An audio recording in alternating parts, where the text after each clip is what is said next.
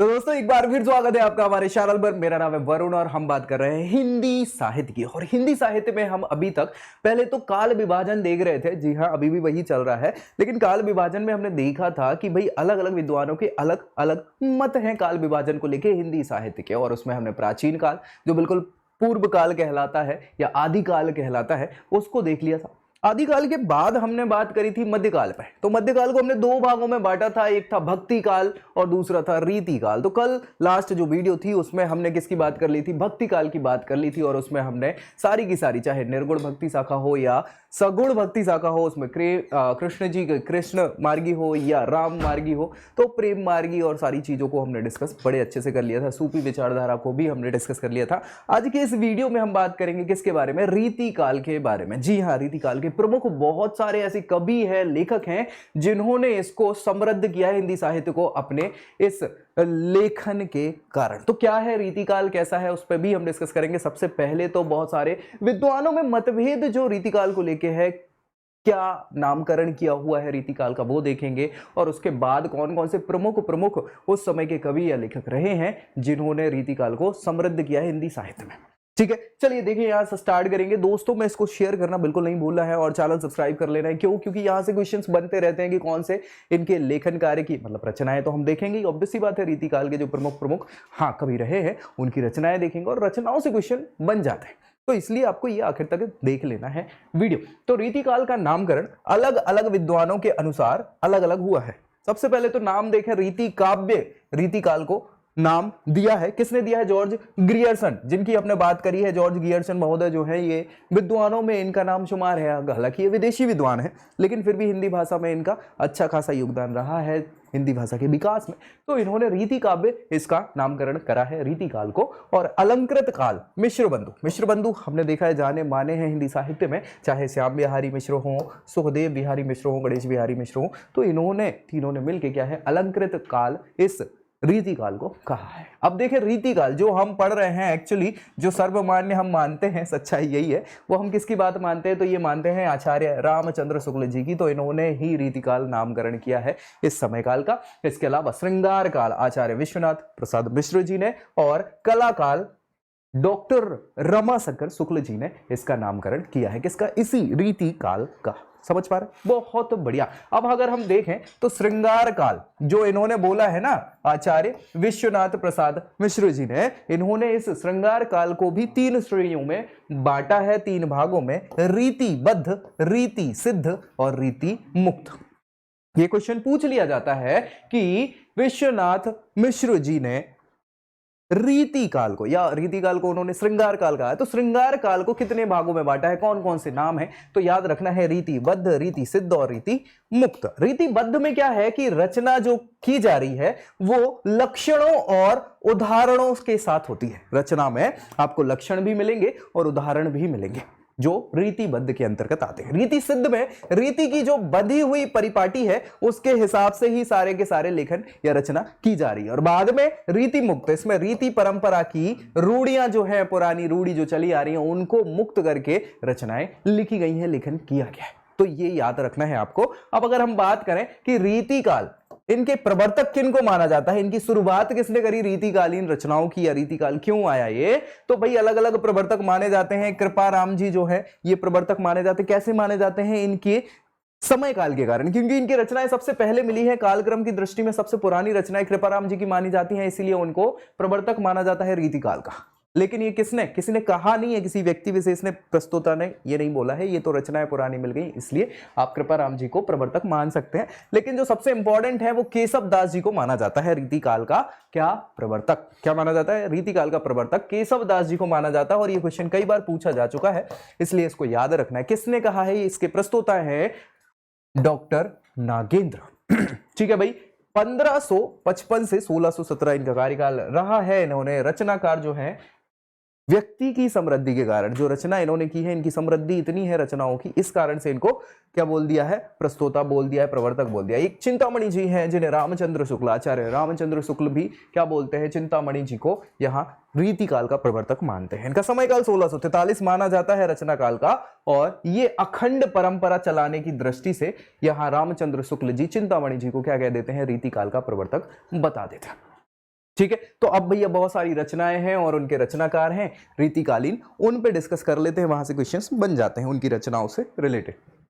जैसा हमने बताया कि सबसे इंपॉर्टेंट आचार्य केशवदास जी है, इन्हें प्रवर्तक माना जाता है रीतिकाल का। तो भैया इनका जन्म और मृत्यु 1612 से 1674 विक्रम संवत के आसपास इनका कार्यकाल माना जाता है।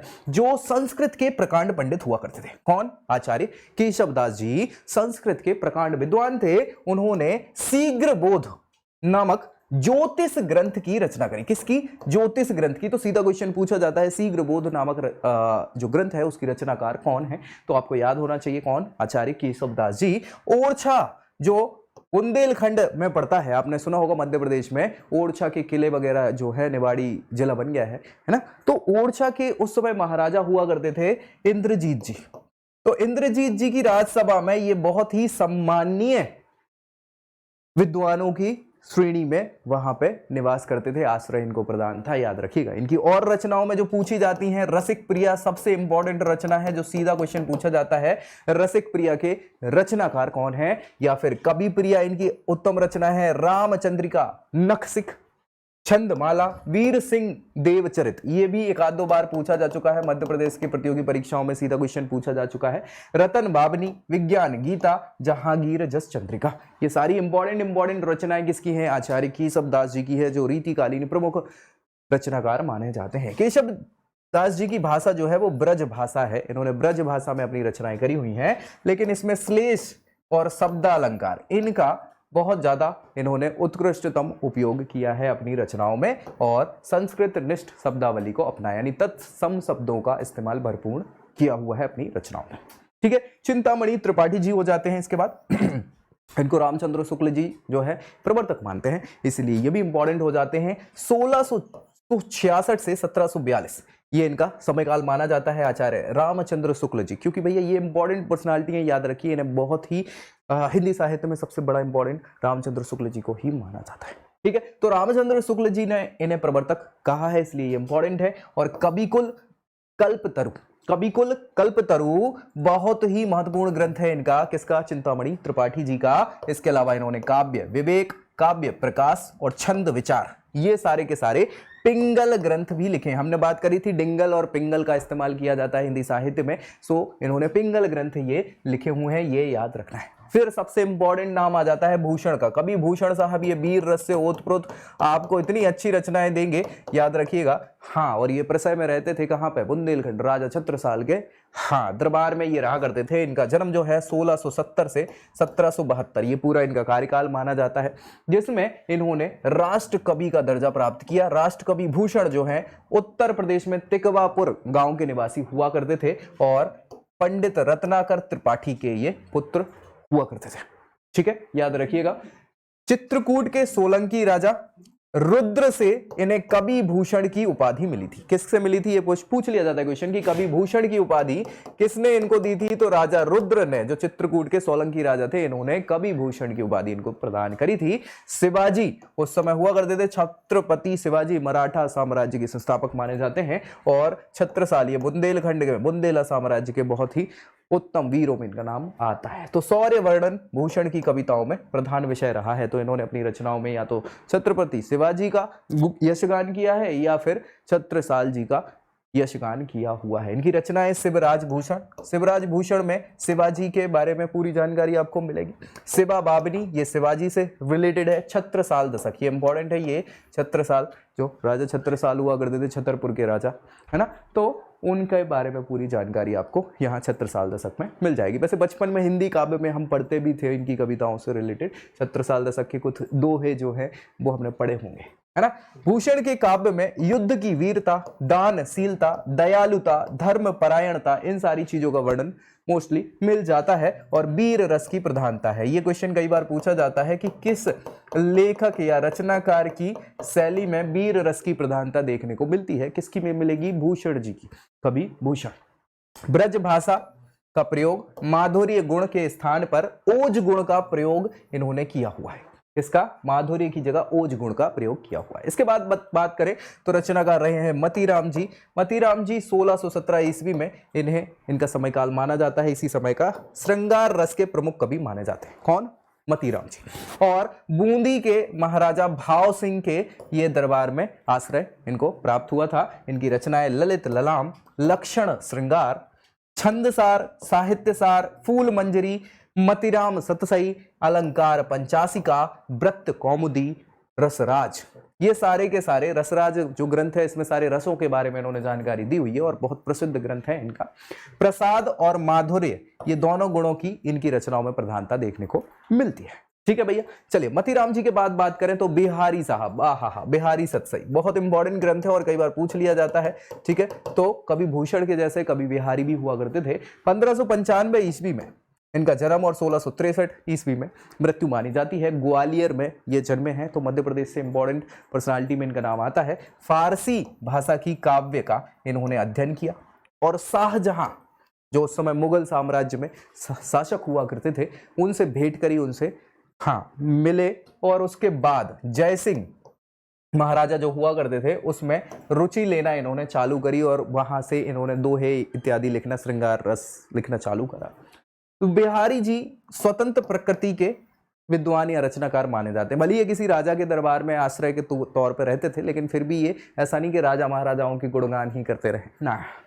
इन्होंने कोई लक्षण ग्रंथ नहीं लिखा है जिसमें पर्टिकुलर किसी व्यक्ति विशेष के बारे में हो। श्रृंगार संबंधी जो प्रसिद्धि इनको मिली है वो सतसई जब इन्होंने ग्रंथ लिखा है उससे इनको प्रसिद्धि प्राप्त हो जाती है। बिहारी सतसई के नाम से जाना जाता है ये। ठीक है, इसमें अलंकारिक चमत्कार और भाव सौंदर्य जो है प्रमुखता से देखने को इस ग्रंथ में आपको मिल जाता है। इसके बाद बात करें तो रचनाकार हैं देव, कवि देव साहब इनको बोला जाता है और इनका जन्म 1730 में, मृत्यु 1824 ईस्वी। आश्रयदाता राजा की बात करें तो भोगी लाल जो है राजा वो इनके आश्रयदाता थे और औरंगजेब के पुत्र थे अजय शाह, इनके भी दरबारी कुछ समय तक ये रहे हैं राजा कवि देव साहब। इनकी रचनाएं हैं भाव विलास, भवानी विलास, अष्टयाम, प्रेम चंद्रिका, जाति विलास, रस विलास, शब्द रसायन, शिवाष्टक, प्रेम तरंग, सुंदरी सिंदूर, वृक्ष विलास, देव शतक, रसानंद लहरी, प्रेम दीपिका, राधिका विलास, नखसिक, प्रेम दर्शन। ठीक है, तो ये सभी इनकी इंपॉर्टेंट रचनाएं हैं, ये याद रखने हैं। आलम साहब तो ये बहुत इंपॉर्टेंट है। 1683 ईस्वी में ब्राह्मण कुल में जन्मे थे और शेख नाम की इन्होंने रंग रेजिन से विवाह करके इनकी नाम जो है बदल लिया था इन्होंने।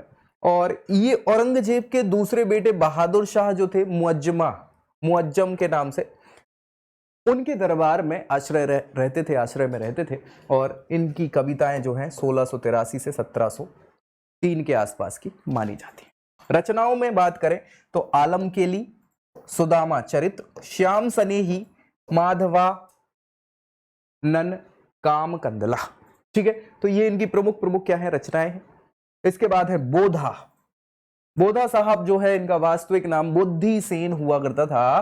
पन्ना के नरेश हुआ करते थे खेत सिंह, उन्होंने बुद्धि सेन का उपनाम बोधा कर दिया था, तो तब से बोधा प्रसिद्ध हो गया। रचनाएं देखें आप, विरह वारिस, इश्क नामा, विरह वारिस, माधवा नल, काम कंदला, जो प्रसिद्ध प्रेम कथा थी उस पर एक प्रबंध रचना इन्होंने लिखी हुई है। इश्क नामा ये क्या है, मुक्तकों का संग्रह है जिसमें अपन मतलब आजकल नहीं वो प्रेम वाली शायरी वगैरह जो लिखते हैं, तो वो भी ऐसे ही इनका इश्क नामा ऐसी ही मुक्तक ग्रंथ है जिसमें इन्होंने शायरियां वगैरह मुक्तकों के रूप में लिखी हुई है। तो इंपॉर्टेंट हो जाता है बोधा जी का ये। इसके बाद गुरु गोविंद सिंह को आप सभी जानते ही हैं, जी हाँ ये इंपॉर्टेंट है। गुरु गोविंद सिंह सिख धर्म के 10वें गुरु माने जाते हैं, आखिरी गुरु माने जाते हैं। 1723 से 1666 ईस्वी और 1765 यानी 1768 ईस्वी, ये अलग अलग समय मतलब विक्रम संवत और ईस्वी के हिसाब से इनका बताया जन्म मृत्यु का। 10वें गुरु सिख धर्म के ये माने जाते हैं और गुरु तेग बहादुर जो 9वें गुरु हुआ करते थे उनके पुत्र माने जाते हैं। चंडी चरित की शैली इन्होंने ओजस्वी गुण के साथ लिखी है, ओजपूर्ण। इनकी रचनाएं सुमति प्रकाश, सर्वलोक प्रकाश, प्रेम सुमार्ग और बुद्धि सागर प्रसिद्ध हैं और इन्होंने ये सारी की सारी ब्रज भाषा में लिखी हुई रचनाएं हैं। इसके बाद आते हैं घनानंद। घनानंद का नाम आप सभी ने सुना होगा, वो अलग घनानंद थे, वो राजा थे, ये यहाँ पे रचनाकार हैं, याद रखिएगा। स्वच्छंद काव्य धारा के प्रमुख कवि माने जाते हैं और कवित्त सवैयों की संख्या जो है वो 752 है, पदों की संख्या 1057 है, चौपाइयों की संख्या 2354 है। ये किसकी बात कर रहे हैं? ये कवित्त है, कवित्त जो ग्रंथ इन्होंने लिखा है उसकी बात चल रही है। इसके अलावा सुजान सार, विरह लीला, काके सार, रस केली वल्ली, ये सारी इनकी प्रमुख रचनाएं हैं। इस सब में सुजान, हित और पदावली जो है वो प्रमुख मानी जाती है। ठीक है, याद रखना है ये घनानंद जी के बारे में। फिर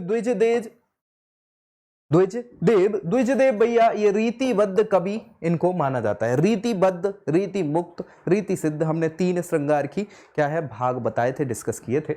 इसमें रीतिबद्ध कवि इनको माना जाता है, लेकिन स्वच्छंद प्रवृत्ति का इन पर प्रभाव जो है वो बहुत ज्यादा रहा है, जिसके तहत श्रृंगार बत्तीसी और लतिका ये इनकी प्रमुख रचनाएं मानी जाती हैं। लक्षणा, व्यंजना, लोकोक्ति और मुहावरे, ये सभी इसमें क्या है इनकी रचनाओं में प्रमुखता से मिल जाते हैं। फिर बात करेंगे भैया महाकवि पद्माकर साहब की, और ये इंपॉर्टेंट पर्सनालिटी हो जाते हैं, है ना, पद्माकर साहब जी। 1810 से 1890 के समय काल इनका माना जाता है। रीतिकालीन कवियों में भाव और भाषा की दृष्टि से पद्माकर साहब जो है ये कवि बिहारी जो रहे हैं उनकी तरह ही पंडित प्रिय और जनप्रिय हमेशा रहने वाले हो गए हैं। जयपुर के नरेश हुआ करते थे प्रताप सिंह, इन्होंने विराज शिरोमणि की इनको उपाधि प्रदान करी। और इनकी रचनाओं में बात करें तो पद्माभरण, जय सिंह बिरुदावली, ये कई बार पूछा गया क्वेश्चन है, याद रखिएगा, जय सिंह बिरुदावली। आलीजाह प्रकाश, ये भी पूछा जाता है। हितोपदेश, ये इंपॉर्टेंट रचना है, याद रखिएगा। राम रसायन, प्रबोध पचासा और जगत विनोद, ये सभी इंपॉर्टेंट रचनाएं हैं कवि पद्माकर जी की, और ये अलग अलग एग्जाम्स में सीधी सीधी पूछी जाती हैं। तो ये तो भैया इंपॉर्टेंट अपने आप में हो जाते हैं, तो इसको तो भूलना ही नहीं है आपको। जगत विनोद जो है ये सबसे ज्यादा प्रसिद्ध पद्माकर जी का ग्रंथ माना जाता है। ठीक है, कोई दिक्कत परेशानी? तो भैया हम किसकी बात कर रहे थे? हम बात कर रहे थे रीति काल के प्रमुख कवियों की या रीति काल के बारे में। तो अब कुछ चीजें और हैं, कुछ और एक्स्ट्रा कवि हैं, अलग अलग, ज्यादा इनका नाम नहीं है, लेकिन कुछ कुछ रचनाएं इनकी पूछ ली जाती है, तो वो मैंने कहा लास्ट में लिख दूं एक बार। अलंकार निरूपक ग्रंथ और उनके आचार्य रीति काल के ये पूछ लेते हैं। जैसे आचार्य जसवंत सिंह रहे हैं, इन्होंने भाषा भूषण ग्रंथ लिखा हुआ है। मतीराम जी ने अलंकार पच्चासिका और ललित ललाम ग्रंथ लिखा हुआ। श्रीधर कवि हैं, इन्होंने भाषा भूषण। रघुनाथ ने रसिक मोहन। गोविंद कवि कर्णाभरण। इसके अलावा रसिक सुमति ने अलंकार चंद्रोदय। दूलह ने कविकुल कंठाभरण और राम सिंह जी अलंकार दर्पण। गिरिधर दास जी भारती भूषण। पद्माकर पद्माभरण। भूषण शिवराज भूषण और ऋषिनाथ अलंकार मणिमंजरी। ठीक है, तो ये सारी की सारी ग्रंथ हैं जो रिस्पेक्टिव आचार्य के रहे हैं, इन्होंने अलंकार निरूपण ग्रंथ की रचना करी हुई है। तो ये कभी कभार पूछ लिए जाते हैं, एक आध क्वेश्चन में आ जाते हैं, इसलिए मैंने कहा ये भी बता दें। तो भैया बात हो गई किसकी? रीति काल की सारी कंप्लीट। अब भैया इसके बाद क्या होगा कि हम जाएंगे कहां पे? आधुनिक काल पे। अभी तो हमने आदिकाल कंप्लीट किया और मध्यकाल कंप्लीट किया, अब आधुनिक काल आएगा। आधुनिक काल थोड़ा सा हम डिटेल में डिस्कस करने वाले कि वो भारतीय हिंदू युग से स्टार्ट होगा, द्विवेद युग होगा, छायावादित्तर, और फिर सारी चीजें, फिर कौन कौन सी क्या अलग अलग प्रकार के लेखन क्रिया है, नाटक क्या होते हैं, कौन कौन से प्रमुख रचनाकार हैं, इन सारी चीजों पे हम डिटेल में डिस्कस करने वाले हैं। तो भैया दोस्तों में इसको शेयर जरूर कर देना है और चैनल सब्सक्राइब कर लेना है, ताकि भैया सारी की सारी तैयारी प्रतियोगी परीक्षाओं की यही इसी चैनल पर आपकी हो जाए। तो मिलेंगे अगले वीडियो में अगली जानकारी के साथ, तब तक के लिए जय हिंद।